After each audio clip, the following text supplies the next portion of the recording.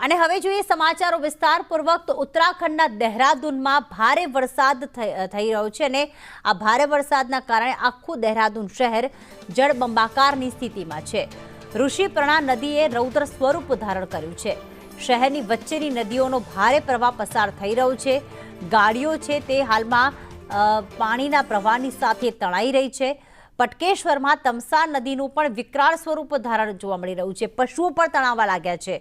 મોટા ભાગનો જે સ્ટાફ છે, કારણ કે ત્યાં આઈટી પાર્ક પણ આવેલું છે, ત્યાં રસ્તા પાણીમાં ગરકાવ થતા મોટા ભાગનો જે સ્ટાફ છે તે ઓફિસની અંદર જ કેદ થયો છે।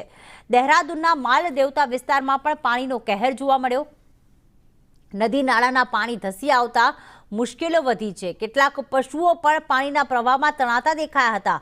ગાડીઓ પાર્ક કરેલી છે, ગાડીઓ પણ પાણીના પ્રવાહની વચ્ચે પાર્ક કરેલી છે અને કેટલીક ગાડીઓ જે છે તણાવા લાગી હતી।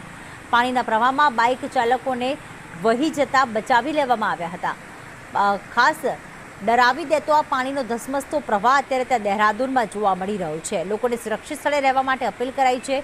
નદી કિનારાના વિસ્તારોથી દૂર રહેવા માટે પણ અપીલ કરવામાં આવી। દહેરાદૂનમાં શહેરની વચ્ચોવચ્ચ જે નદી પસાર થાય છે તેનું રૌદ્ર સ્વરૂપ જોવા મળ્યું।